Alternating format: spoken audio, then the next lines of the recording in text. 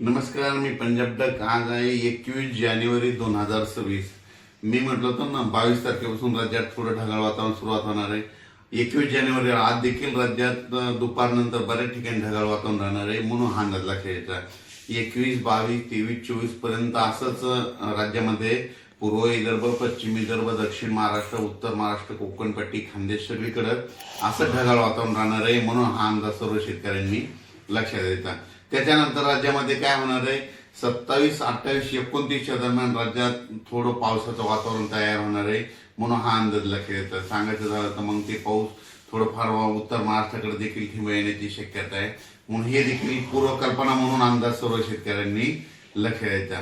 राज्यातल्या सर्व शेतकऱ्याला सांगू इच्छितो की हे ढगाळ वातावरण वेलवर्गीय पिकासाठी खूप चांगलं आहे. त्याच्यानंतर तुम्हाला एक सांगू इच्छितो की हरभऱ्याला फुलं लागण्यासाठी देखील खूप चांगलं वातावरण आहे, म्हणून हे देखील लक्षात घ्यायचं.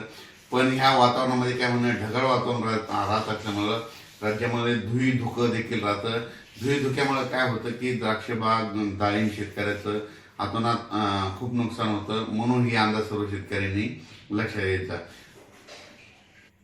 कर्नाटक, नेपाळी जत ह्या भागातल्या शेतकऱ्याला, तंबाखू काढणाऱ्या शेतकऱ्याला सांगू इच्छितो की राज्यामध्ये आणखीन 26 तारखेपर्यंत असं ढगाळ वातावरण राहणार आहे, म्हणून हा अंदाज लागायचा. पण 28, 29 दरम्यान राज्यात वातावरण थोडं खराब होणार आहे, बिघाड होणार आहे, म्हणून हे अंदाज सर्व तंबाखू काढणाऱ्या शेतकऱ्यांनी सर्व अंदाज सर्व शेतकऱ्यांना लक्षात घ्यायचा. वीट उत्पादकांना देखील हा अंदाज लक्षात घ्यायचा, कारण की खूप काही असा मोठा पाऊस नाही, मागे जसा आलता ना तसा तुरळक ठिकाणी कुठेतरी थेंब येणार आहे, म्हणजे 28, 29, 30च्या दरम्यान, म्हणून हे अंदाज सर्व शेतकऱ्यांना लक्षात घ्यायचा. उत्तर महाराष्ट्रातल्या सर्व शेतकऱ्याला सांगू इच्छितो की 29, 30च्या दरम्यान, 28, 29, 30च्या दरम्यान तुमच्याकडं थोडं जास्त खराब वातावरण होणार आहे, ढगाळ वातावरण राहणार आहे, म्हणून उत्तर महाराष्ट्रातल्या शेतकऱ्यांनी हा अंदाज लक्षात घ्यायचा. मग हे वातावरण कशामुळे खराब होणार आहे त्याचा एक तुम्हाला कल्पना देतो. काय झालं की वेस्टर्न डिस्टर्ब WD काय झालं, गुजरात, राजस्थान, पंजाब, हरियाणा, मध्य प्रदेश, उत्तर प्रदेश, तिकडे काय होणार आहे आता ह्यामध्ये 26 ते 30 दरम्यान, म्हणजे जानेवारीच्या शेवटच्या आठवड्यात त्या 5-6 राज्यामध्ये काही ठिकाणी बर्फवारी होईल, कुठं गारपीट देखील होईल, कुठं मध्य प्रदेशमध्ये, राजस्थान, हरियाणा, पंजाब, उत्तर प्रदेश तिकडे गारपीट होईल. पण त्याचा असर काय होणार आहे महाराष्ट्राला, मग ढगाळ वातावरण राहील आणि तुरळक ठिकाणी मग क्वचित भागामध्ये कुठंतरी थिंब पडतील, म्हणून हा अंदाज सर्व शेतकऱ्यांनी पूर्वकल्पना म्हणून लक्षात घ्यायचा.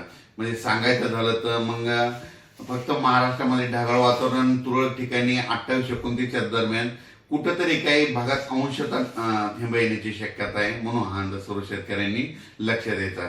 खूप काही असा सर्वदूर मोठा पाऊस नाही, फक्त मागे जशी परिस्थिती झाली होती तशीच परिस्थिती आता राहणार आहे, म्हणून हा अंदाज सर्व शेतकऱ्यांनी लक्षात घ्यावा.